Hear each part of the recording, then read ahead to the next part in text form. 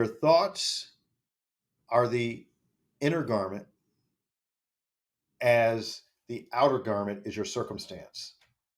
And so your thoughts produce your reality. They are the same substance. So whatever you think of, is what is creating your circumstance.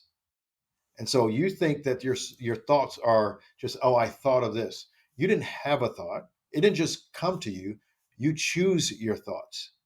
And if you choose thoughts that focus on that which can be weighty and hard and sad, those things will create a reality that's weighty, hard, and sad.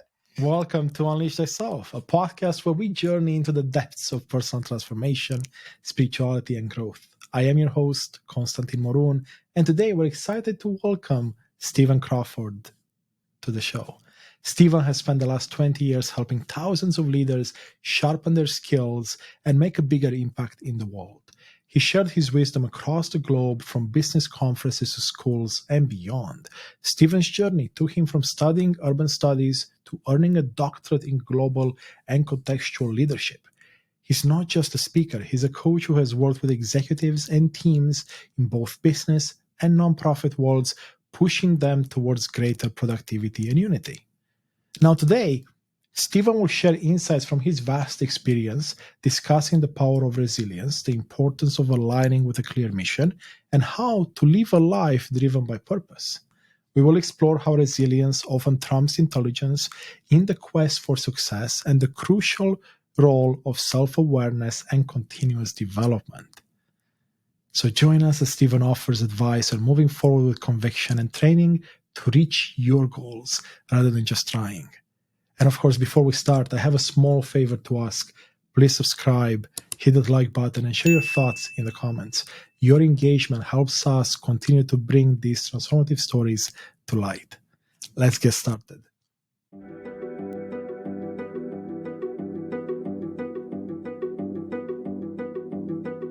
Hello, beautiful souls. I am here with Stephen Crawford.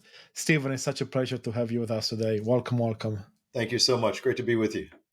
Absolutely. So you and I met, I guess, as part of what's called the Neuro Encoding Institute. You run some live events there on a monthly basis, which I've learned so much from. So I figured it'd be amazing if I brought you on the show so you can share some of your wisdom with our audience. Now, Stephen, I know you specialized in public speaking, inspiring and empowering individuals, and especially leaders on their path. What drew you to this type of career? Well, initially, I was actually starting in the world of the nonprofit world, where we were helping leaders, because I really became really convicted. My undergraduate was in urban studies, and we looked at how urban systems and cities all over the world really are suffering from a vacuum of leadership. And if you look at a city, a lot of the resources is because of the density of the population. The more people come together, the more exchange and value there is. But for some reason, very few people really get the privilege of accessing a lot of those resources. And many of the people are in a place of struggle. And I felt like if we could implement leadership into the place, it would really, really make a difference. And so I did that for some years. And the nonprofit that we were doing, we were actually training and developing other nonprofits. It ran out of money. And that's the hard truth. And then all of a sudden, I wanted to take these training skills and leadership skills that I had done, and we had trained just hundreds of nonprofits. I want to take them to the for-profit sector to try to monetize that. And what I found out, there was a deep conviction within the for-profit world. They wanted to do good, they just didn't know how.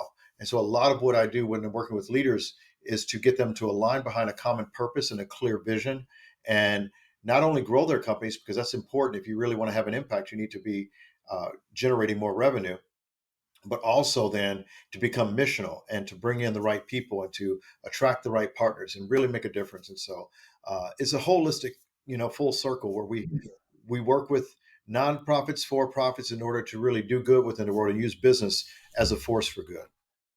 I love that, Stephen. That resonates so much. And I'm seeing more of that show up in the world today. So let me ask you this: through working with the for-profit organizations, how have you seen that impact those urban communities and, of course, other people in their day-to-day lives? Well, first of all, the beginning of it is when they declare a direction. Whenever you declare a direction, sometimes it doesn't go your way. So if you're as a leader saying, "Hey, we're going east," and up until now you've been going every direction, you'll have team members that don't quite fit the new direction. And so sometimes the hard lesson is a clear vision gets people that don't want to go with you off the bus. so, but once you really create messaging that says this is who we are and this is what we're trying to do, you really start to attract the type of people that really want to make a difference in the world. And so, for one organization, for instance, they work with mentally disabled people and almost normalizing their experience within the world, because for many people, when you're mentally disabled, you walk into a restaurant, you walk into a coffee shop, and people look funny, they feel funny, the way you eat, they're scrutinizing you.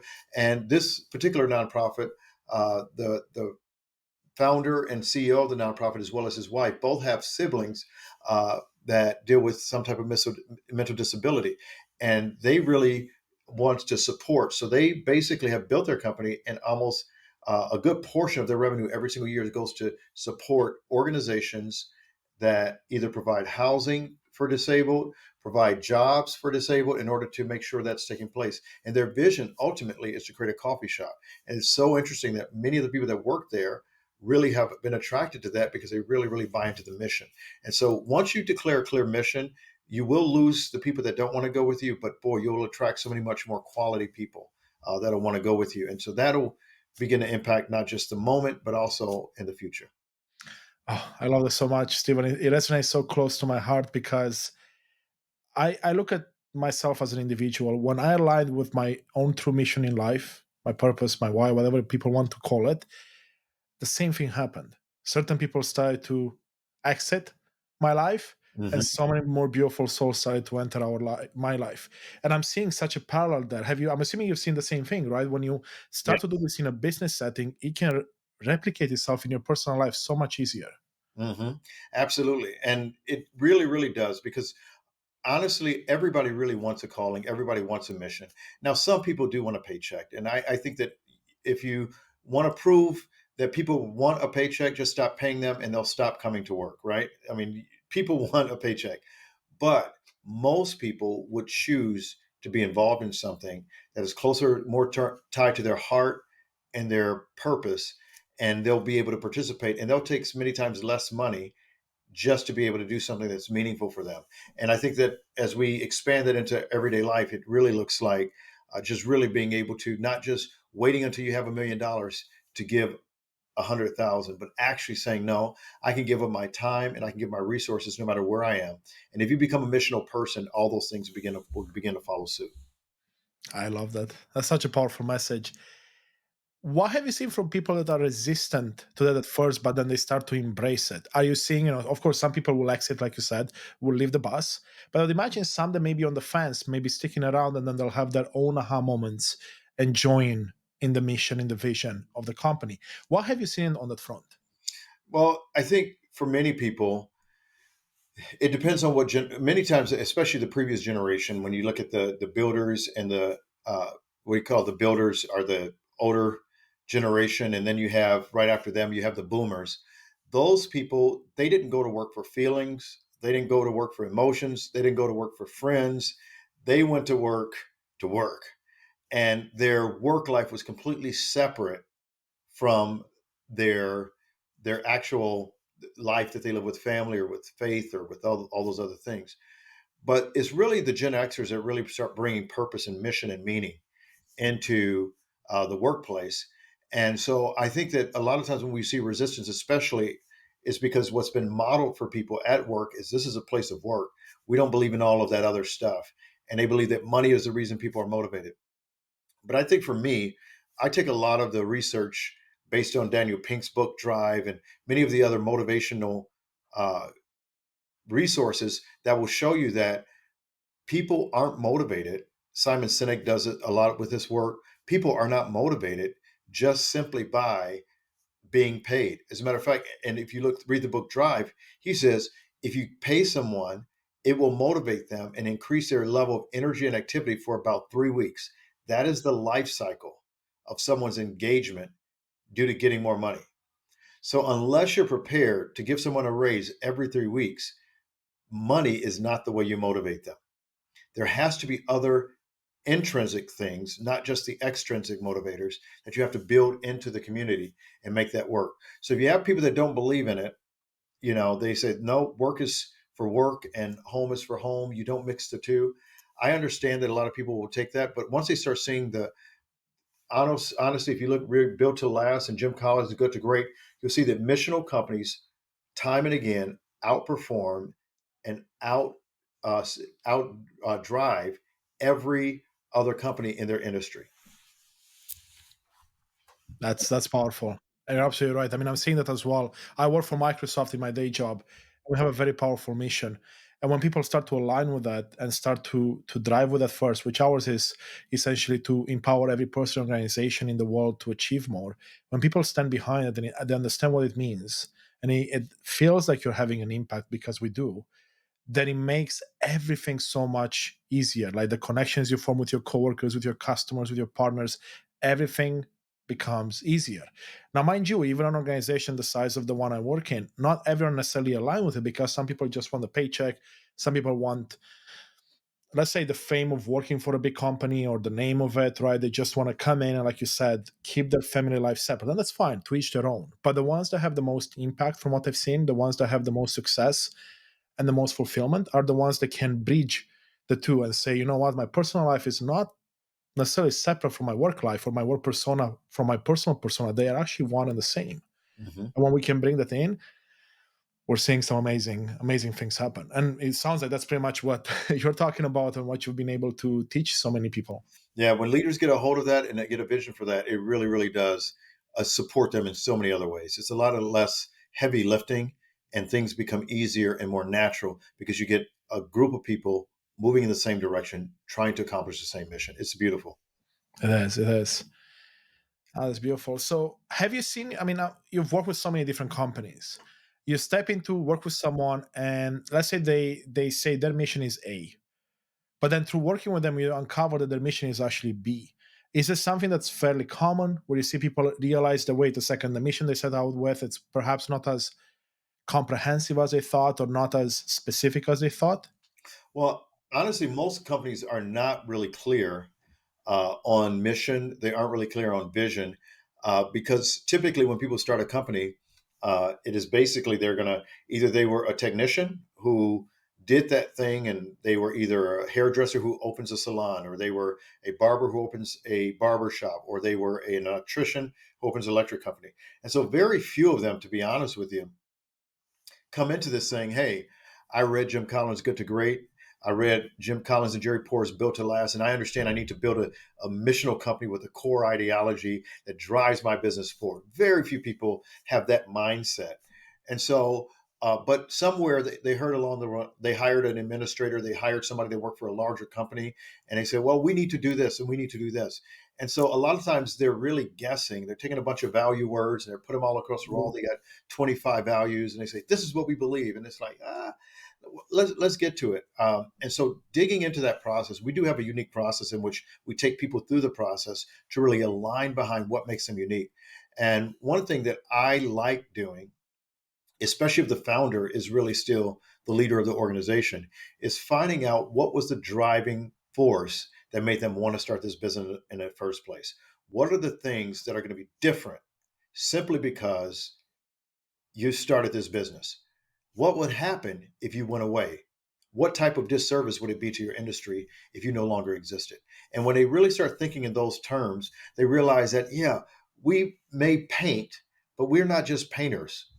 We Yeah. believe in adding artistry into our craft so that we can get homeowners to celebrate their experience. And so they can really, really get excited about what they do. We're committed to providing 50 jobs for our 50 employees so that their 50 families can be fed within our community. And they really start tapping into and really digging into those things that really are meaningful and matter.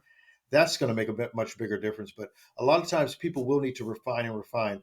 But I would tell people this: every December, I spend time, I make adjustments to our mission, our vision, our core values. Sometimes things change, sometimes they don't, but I go through a process every December before going into the launching into the new year to really say what needs to be different and is this still aligning with where we are. And I challenge every company to do the same.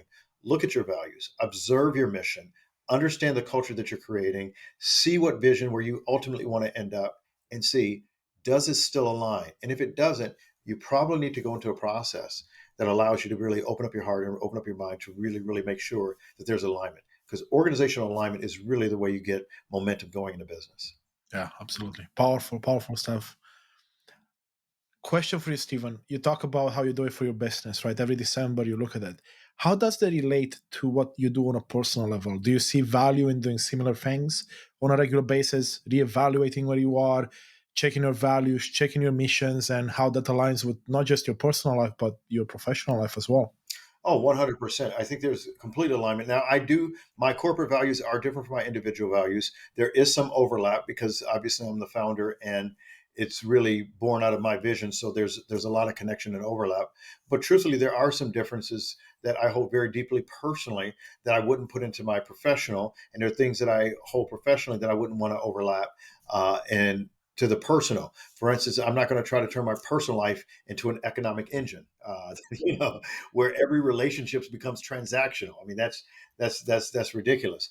And I'm also not going to insert maybe my faith practices and beliefs into my business. That's not for my business. My business is completely separate. So it doesn't mean that they don't rhyme and that there's no cadence and rhythm to it. But what it does mean is there are distinct things that are very valuable to me personally that don't quite translate into the personal, and the same thing very things personal that don't translate into the business world.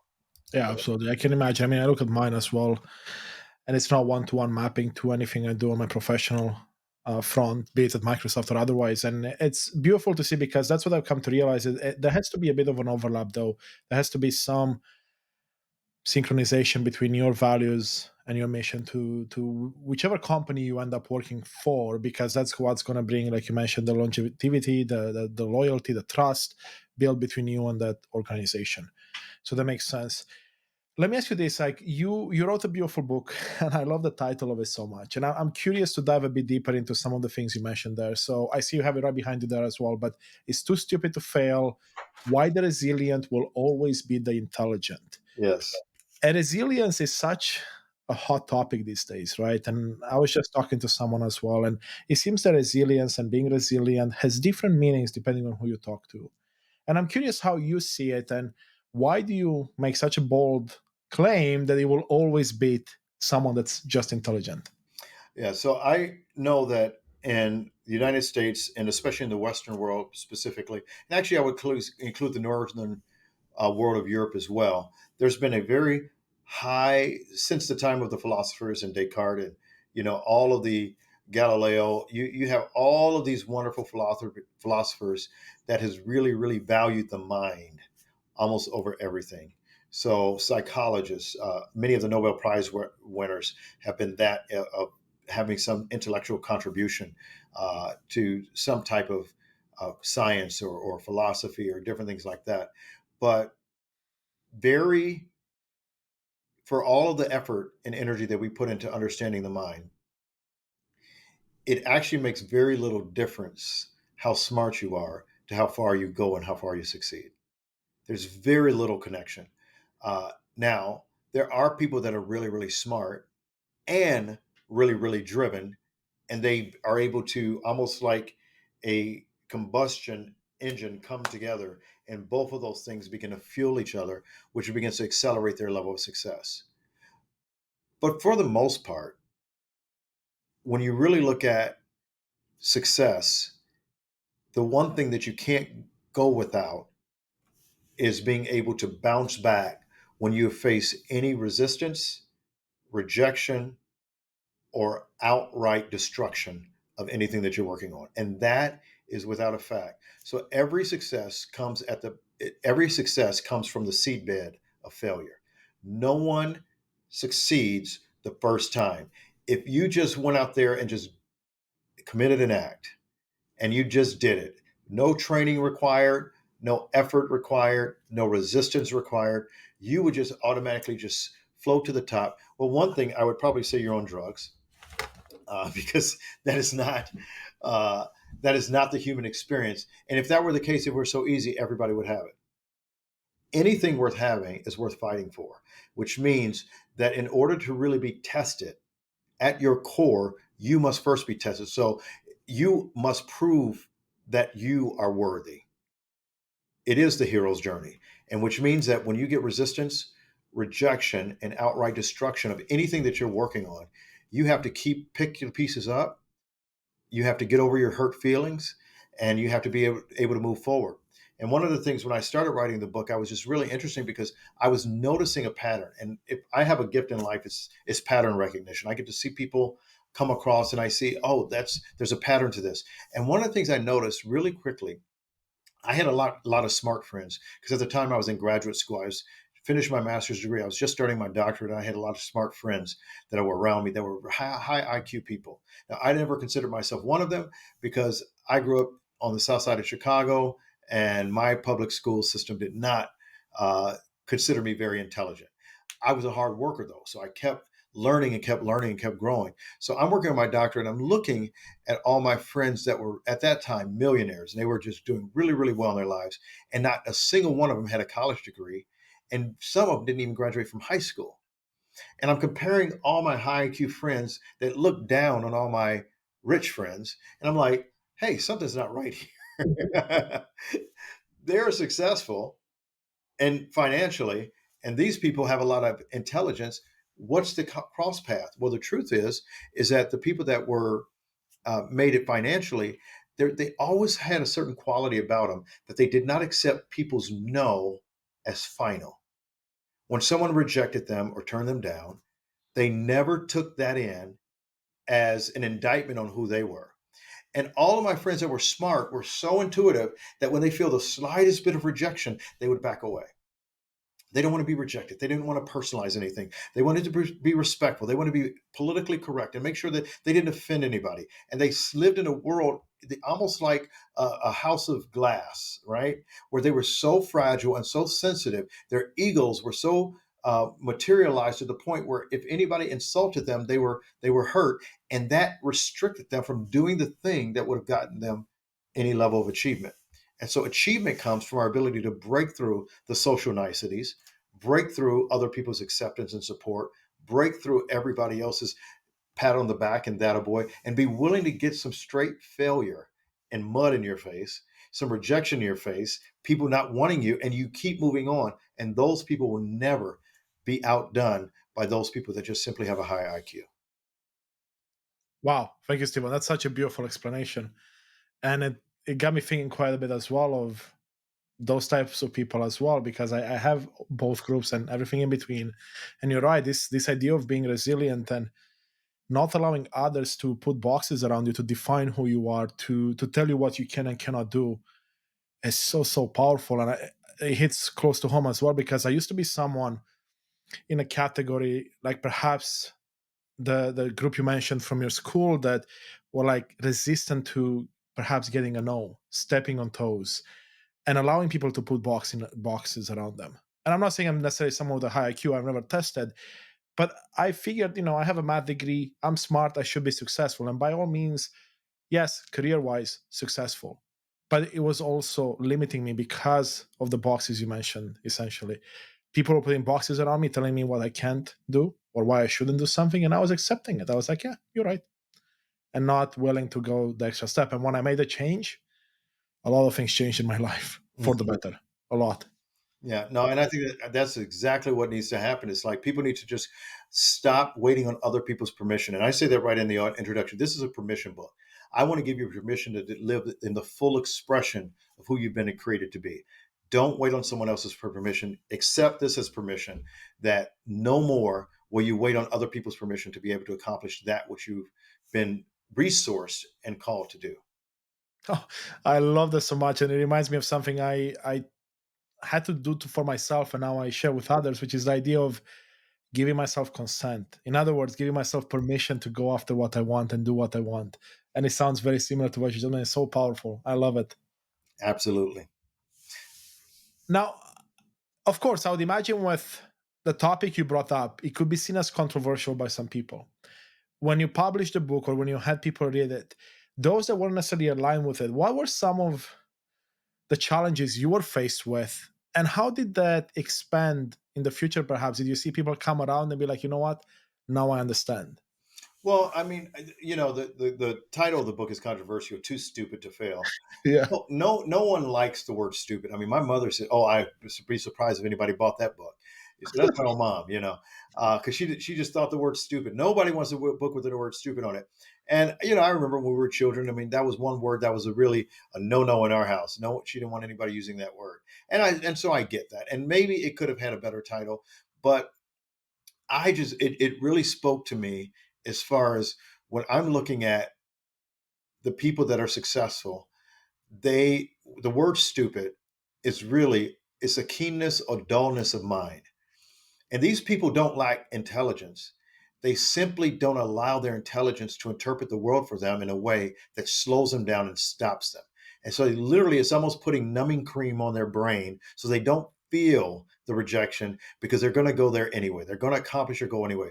They're committed to their goal.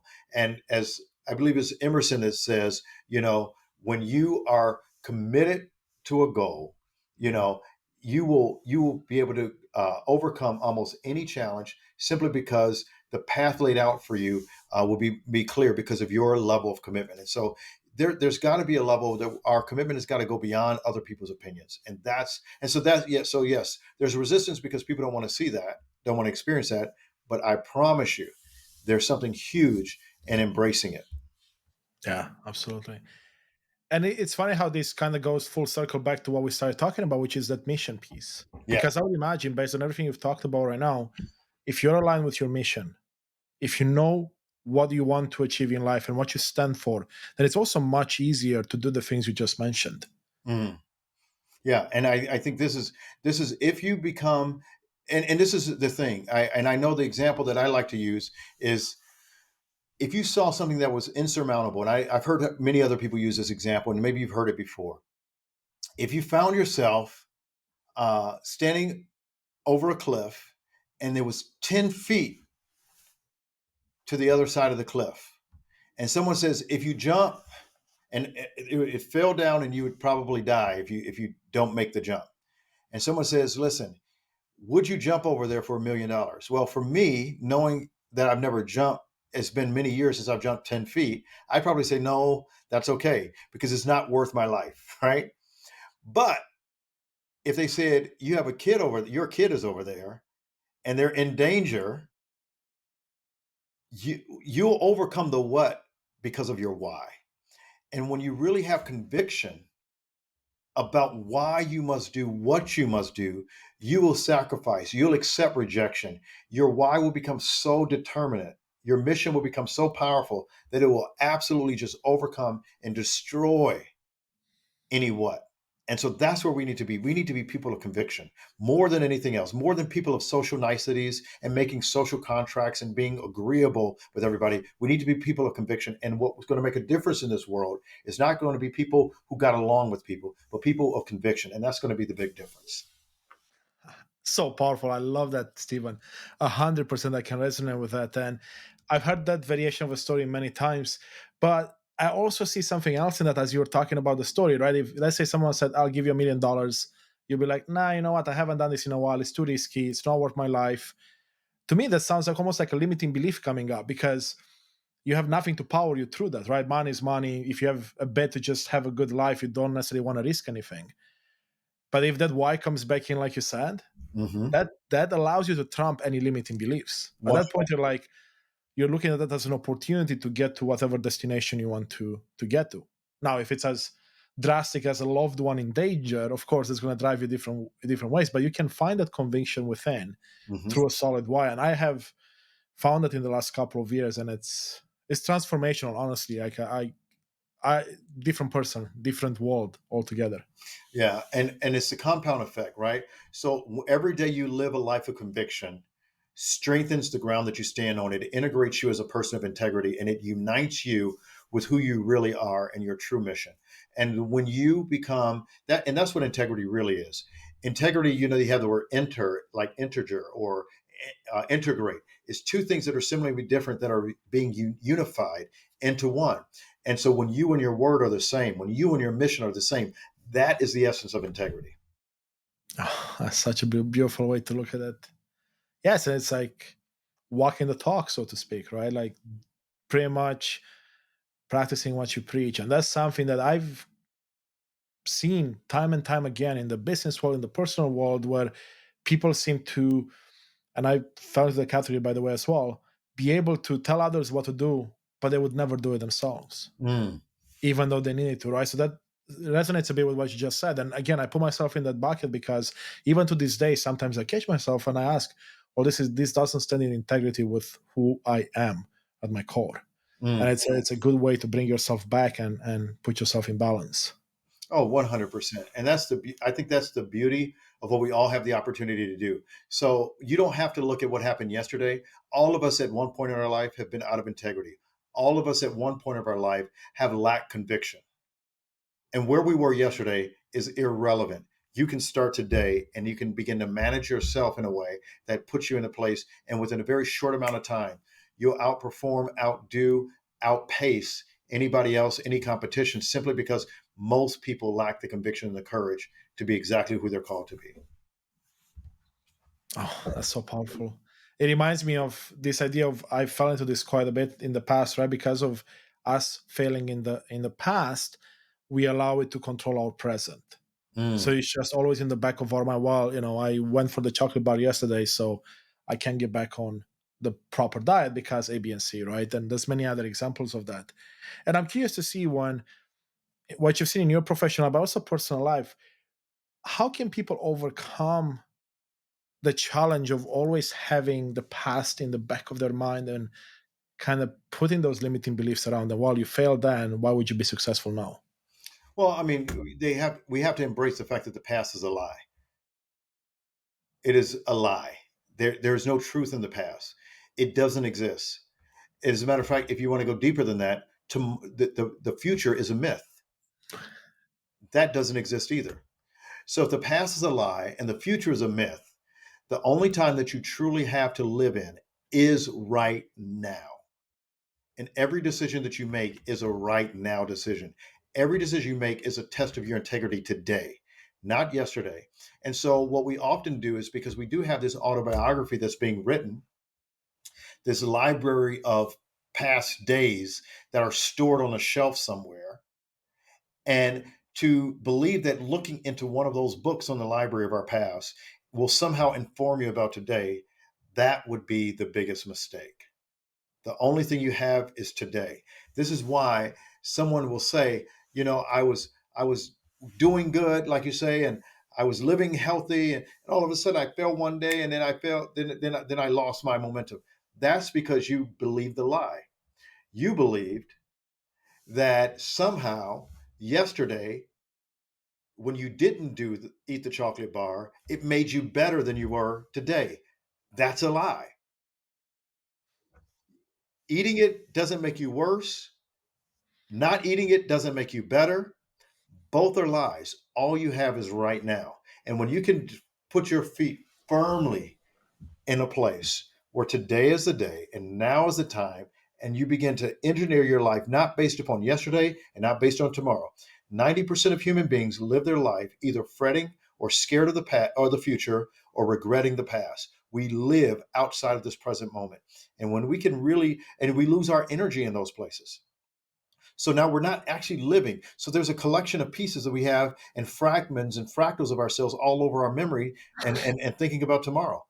But if we can just hold on and imagine how powerful you are. You bring everything you are and everything that represents who you are and your focus, your intention, your intensity, your faith, your courage, the best parts of you, and you bring them into the day and you begin to walk forward today. That's what makes you powerful. And to believe anything else is possible, that's either a myth or a lie. I haven't quite heard it put that beautifully before. So thank you, Stephen. That's powerful.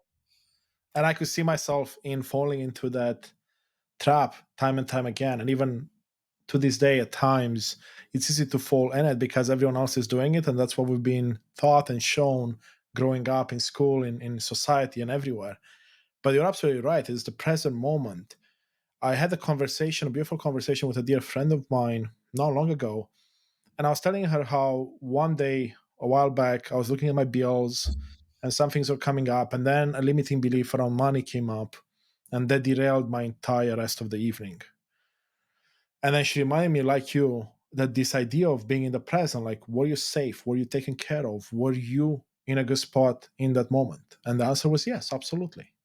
But our mind is so good at playing tricks that I was thinking of the past and how in the past maybe it wasn't as great, and then how it potentially can impact my future. And I was now not living in the present, but in my mind going between the two states, past, future, past, future, past, future. And what I do, it robbed me of my ability to do anything productive for like 4 hours following that incident. And that was months ago now, but still it's fresh in my mind because it's like that's the power you're talking about. Hmm. How do you take control of your present moment? Yeah, and I invite people to lean into the fact that it's not your mind playing tricks on you; it's the choice you make, because there's a part of your brain that is so obsessed with being safe that it would risk being happy for being safe. Mm. And so we are always at choice. I know it doesn't feel like it all the time, but we are not a consequence or a casualty of our experience or our situations. We are at choice. So the moment you are choosing to look back at your past, you are choosing to worry about the future. We are always at choice. And it's that choice that separates us from everybody in the animal kingdom. Every other creature in the animal kingdom is choice. We are at choice. And it is that choice that determines whether we stay focused on our present and able to move ourselves out of the mess, or we sit there. It's almost like sitting there and saying, I'm in quicksand, I'm in quicksand, I'm in quicksand. I can't believe I'm in quicksand. Well, talking about it isn't helping you. Well, typically, I know what quicksand does. I heard about quicksand from a school. Get out of the quicksand. you know, Stop talking about it. Stop thinking about it. Stop worrying about it. Take action now, and don't move in a way that's going to get you more deeply buried in it. And that's the way our thoughts are. Our thoughts can become like quicksand. And literally, when you realize that you have the power to just elevate yourself in any given moment, you're always at choice. It'll change everything. Yeah, absolutely, 100%. You mentioned thoughts, right? Thoughts and beliefs very much go hand in hand. You talk about the power of that we have over thoughts and beliefs. What have you found to be true in business and in personal life when it comes to perhaps tackling some of these thoughts that come up that hinder our ability to take that action in the present moment and go for whatever we want in life? Well, and it goes back to exactly what I was just saying. Understand that we're a choice. You know, James Allen wrote the book "As a Man Thinketh" at the beginning of the 20th century in 1902, I believe. I mean, so it's a pretty old book, right? It's over 120 years old, and so and what he suggests was that your thoughts are the inner garment, as the outer garment is your circumstance. And so your thoughts produce your reality. They are the same substance. So whatever you think of, that is what is creating your circumstance. And so you think that your thoughts are just, oh, I thought of this. You didn't have a thought. It didn't just come to you. You choose your thoughts. And if you choose thoughts that focus on that which can be weighty and hard and sad, those things will create a reality that's weighty, hard, and sad. If you choose thoughts that will actually move you to the next level and will break you out, it can, and what he suggests is that your thoughts can either be a paradise of riches unbelievable, or it can be a trap that imprisons you and locks you up. You choose. Yeah, powerful, powerful. I resonate with that 100%. I've seen it. I mean, play out in my life time and time again, and the life of those around me. Yeah. And I think one of my favorite quotes by him is he says that we think he says we want man is convicted to change his circumstances, but unwilling to change himself. Therefore, he remains bound. And so we want our circumstances to change, but we're unwilling to change ourselves. And so we stay in prison because we don't understand they are inextricably linked. Circumstances and thoughts, you cannot separate them. Exactly, 100%. That hits so close to home because that was me in the past. Oh, I wanted my partner to change. I wanted my soccer team to change. I wanted my whatever environment piece, my manager, my coworkers to change. Didn't realize it was actually all about me. Once you start to change yourself, and that's the path I'm on right now, I'm like, wait a second, everyone else around me is changing as well. How is the work? Right? It's beautiful. Absolutely. Yeah, powerful, powerful. I love that. And when it comes to this power of choice, right, there is always this debate out there. And actually, funny enough, I had this conversation with someone last week at a conference of idea of free will. There are people that believe we have free will to some degree, and people that say no, there's no such thing as free will. And it just gives some really good, powerful examples as to where you actually have free will, Hmm. the power of your choice over your thoughts and beliefs. Yeah. But I would imagine the way I see it is our thoughts and beliefs are impacted by our environment. So the people I hang out with, the job I go to, the school I went to, the family I have. So that choice gets muddied at times. You may believe you don't have a choice, but in reality you do. So it's about breaking those patterns. It's about breaking those negative beliefs and negative thoughts that come up. But one has to become aware of them before they can do anything about them.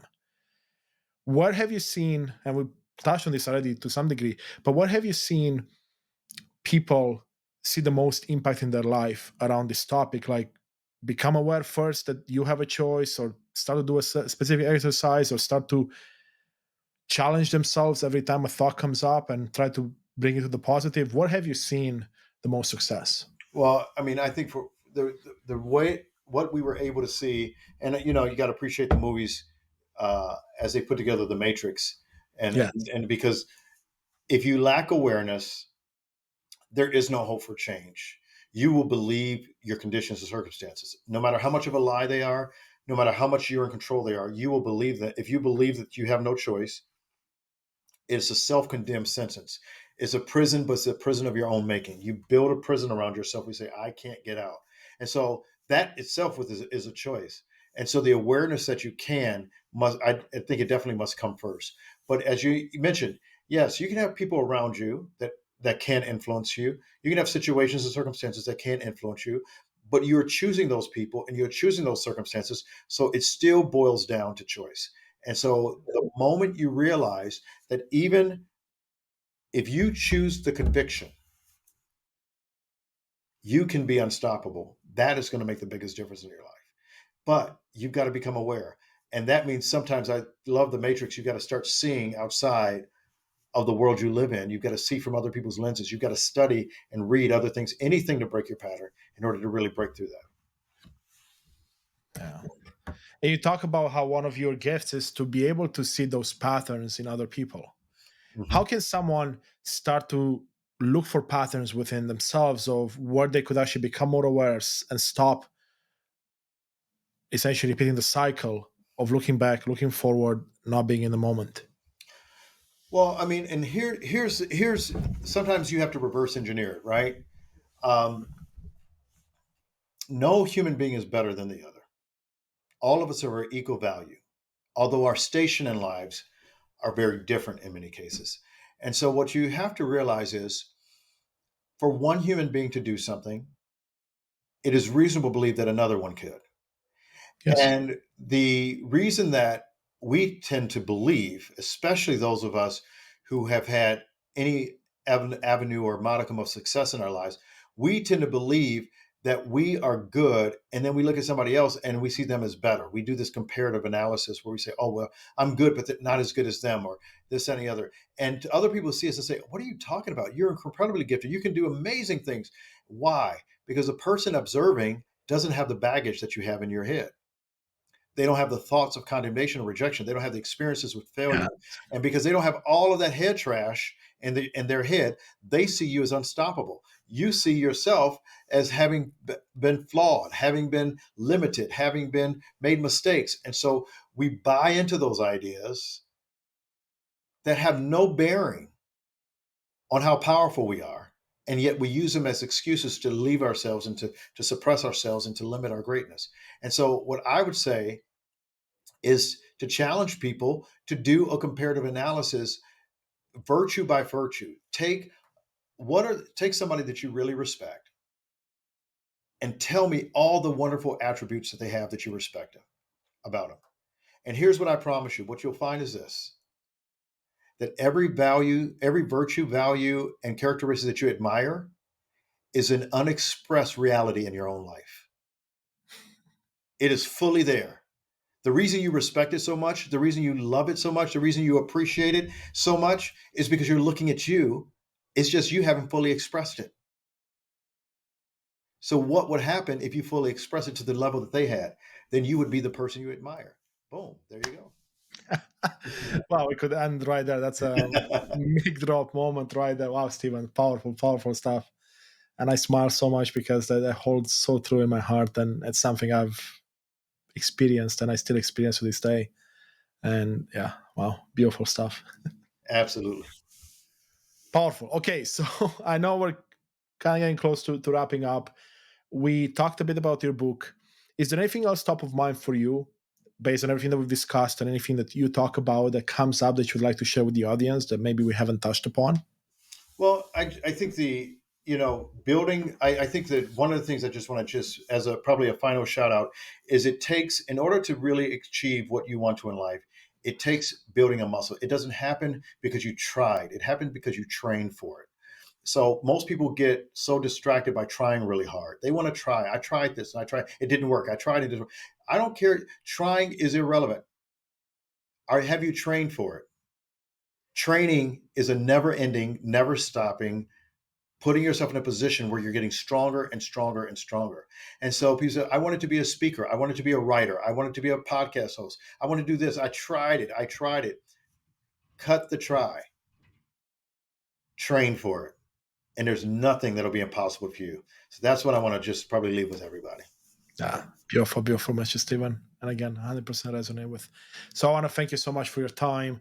We'll make sure in the show notes we have the details around where the people can find you, your book, and everything else. And I want to thank you so much for your wisdom and your time with us. Oh, my pleasure. Thank you, Constantine.